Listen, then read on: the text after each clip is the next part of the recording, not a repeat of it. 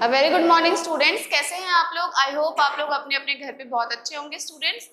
तो हमने last class में सेकेंड चैप्टर था साइंस का, उसका खत्म कर लिया था, फिनिश हो गया था। तो क्वेश्चन आंसर्स भी सब हो गए हैं और आई होप सबने अपनी कॉपी में क्वेश्चन आंसर्स लिख लिए हैं जैसे मैंने बताया था उसी मेथड से, ठीक है। और एक डायग्राम मैंने ड्रॉ करने बोला था, स्ट्रक्चर ऑफ टूथ, तो सबने डायग्राम ड्रॉ कर लिया है, ठीक है, वेरी गुड। उसके लिए और बहुत सारे स्टूडेंट्स हैं जो अपना वर्क भेजते नहीं हैं, तो वो अपना वर्क ग्रुप में सेंड करें ताकि मुझे पता चले कि कौन सा स्टूडेंट वर्क कर रहे हैं, कौन सा स्टूडेंट्स नहीं वर्क कर रहे हैं, ठीक है। और उसके बाद देखिए स्टूडेंट्स, आज हम लोग तीसरा चैप्टर पढ़ेंगे, थर्ड लेसन है साइंस की बुक का हमारे। तो थर्ड लेसन हमारा क्या है, सेफ्टी फर्स्ट। क्या नाम है, सेफ्टी फर्स्ट। तो चलिए सब लोग अपनी साइंस की बुक निकाल लीजिए और थर्ड लेसन खोल लीजिए। खोलिए सबने, वेरी गुड। चलिए स्टार्ट करते हैं। मैं इसको रीडिंग करूंगी, आप भी मेरे साथ साथ रीडिंग कीजिएगा और मैं इसको समझाऊंगी भी और आपको समझना है, ठीक। तो स्टार्ट करते हैं reading. Newspaper carry news of accident almost every day. Accident cause harm to life and property. यानी सुबह सुबह क्या पढ़ते हैं हम लोग, न्यूज़पेपर पढ़ते हैं। न्यूज़पेपर में आए दिन देखने को क्या मिलता है कि यहाँ एक्सीडेंट हो गया, वहाँ एक्सीडेंट हो गया। बहुत सारे एक्सीडेंट केसेस न्यूज़पेपर में पढ़ने को मिलती है, या फिर न्यूज़ सुनते हैं तो न्यूज़ में भी बहुत एक्सीडेंट केसेस हमको सुनने को भी मिलता है ना। तो एक्सीडेंट जो है हमारी लाइफ को हार्म करती है, हमारे लाइफ को यानी हमारे जीवन को हार्म करती है और प्रॉपर्टी को भी हार्म करती है हमारे। They cause pain and suffering. Accident can be avoided if we follow safety rules. हम एक्सीडेंट को अवॉइड कर सकते हैं कैसे, जब जो सरकार ने सेफ्टी रूल्स बनाए हैं उस रूल्स को अगर हम फॉलो करें तो हम एक्सीडेंट कम होने के चांसेस हैं, ठीक है। तो वो रूल्स जो एक्सीडेंट नहीं होने के हैं और जो सरकार ने हमारे लिए बनाए हैं उनको हमको क्या करना चाहिए, फॉलो करना चाहिए, ठीक है, अपनाना चाहिए उनको, उनके साथ चलना चाहिए। जो भी रूल्स एंड रेगुलेशन सरकार ने बनाया है उसको फॉलो करना चाहिए।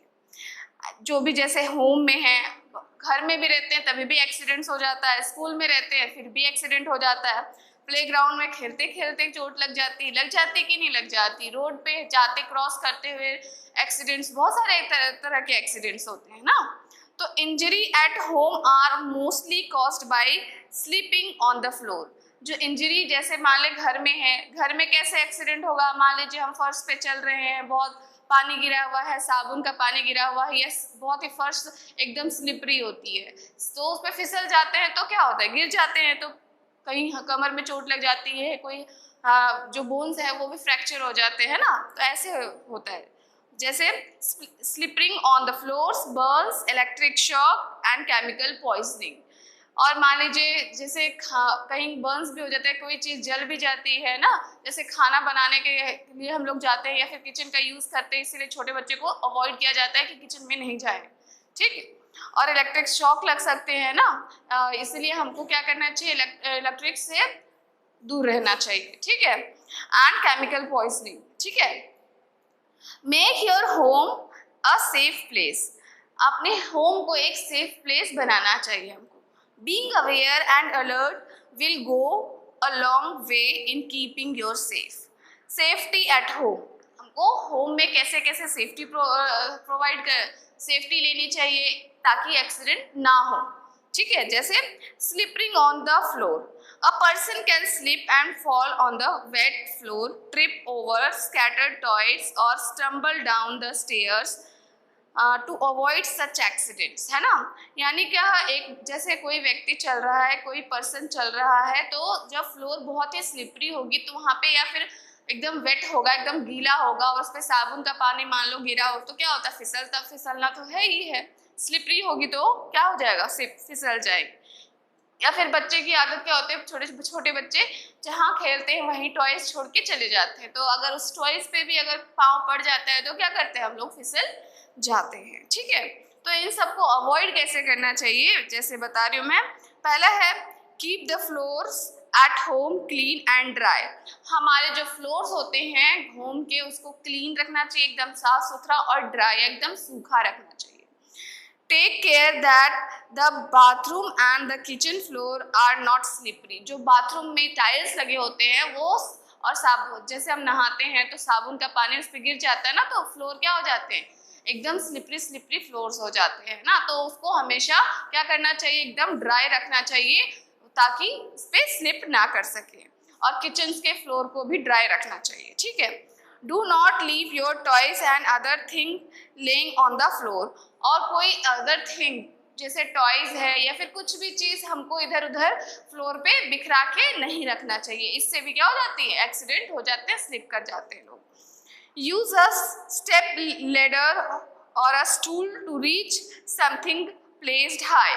अगर किसी चीज को जैसे ऊपर की ओर रखना है आपको, तो हमको लेडर यानी सीढ़ियों का यूज करना चाहिए, या फिर कोई ऐसा स्टूल यूज करना चाहिए जो बड़ा हो, ठीक है, ताकि उस पर अच्छे से हम खड़े होके उसको ऊपर तक रख सके, ठीक। नेक्स्ट है Burns.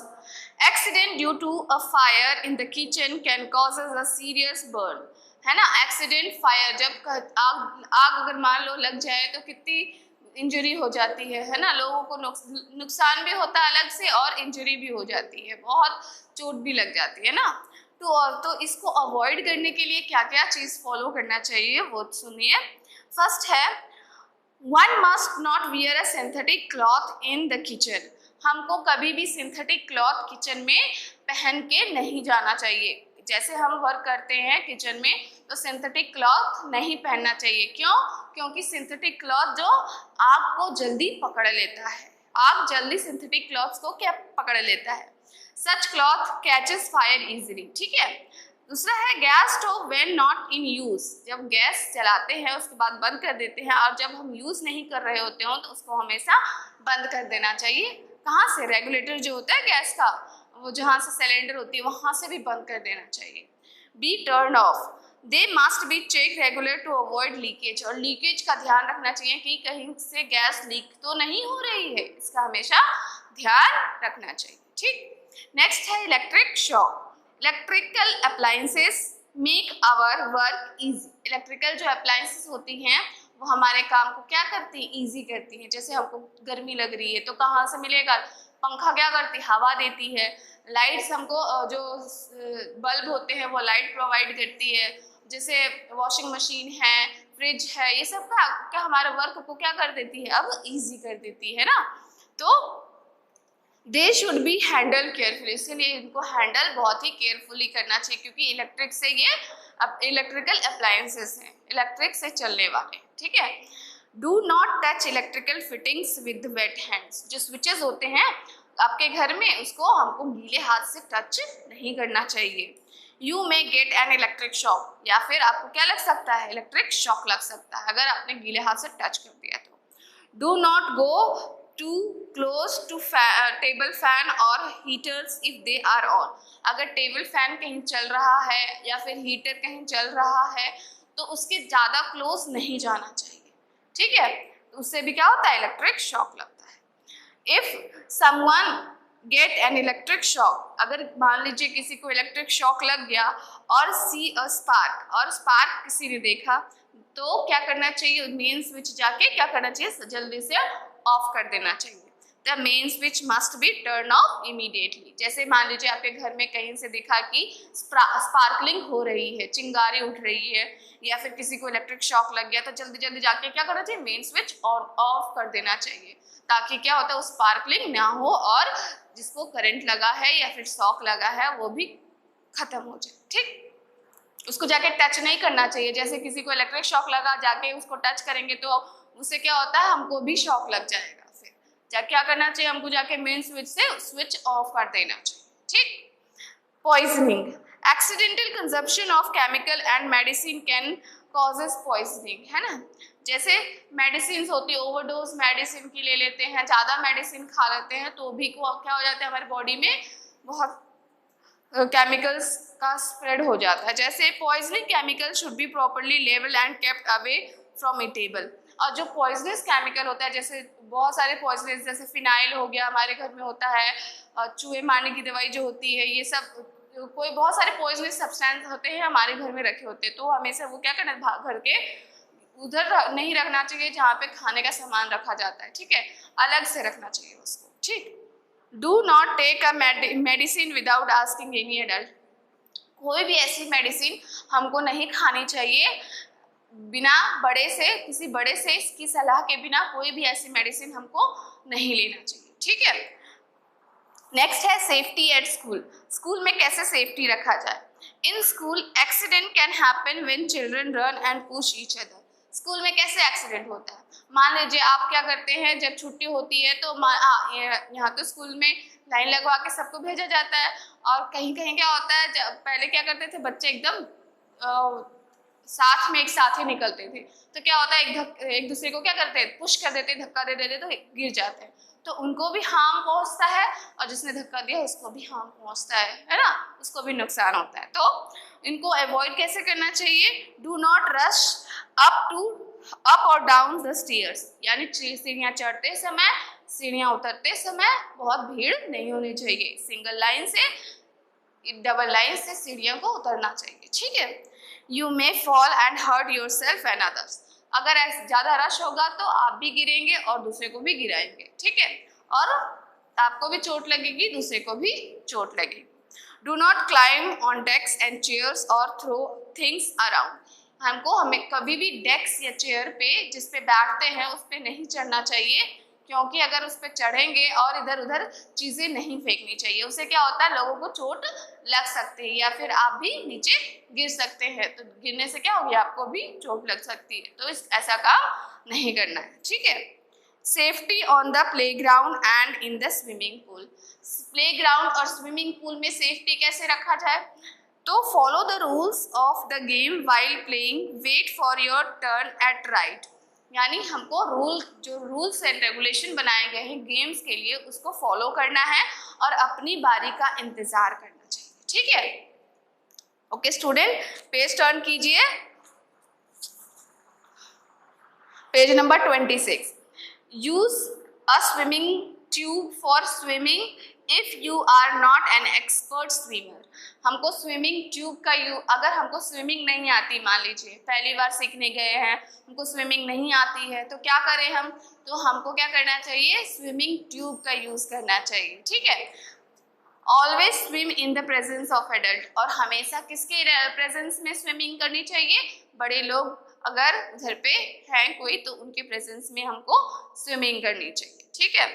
Safety on road. Road पे कैसे सेफ्टी रखना चाहिए, follow traffic rules for your own safety and the safety of others. तो रोड पे हमको सेफ्टी रखना चाहिए, rule follow the traffic rules, जो ट्रैफिक रूल्स गवर्नमेंट ने हमारे लिए बनाए हैं उस रूल्स को फॉलो करना चाहिए, ठीक है। एंड सेफ्टी द अदर्स, अपने को भी सेफ रखना चाहिए और दूसरे को भी सेफ रखना चाहिए।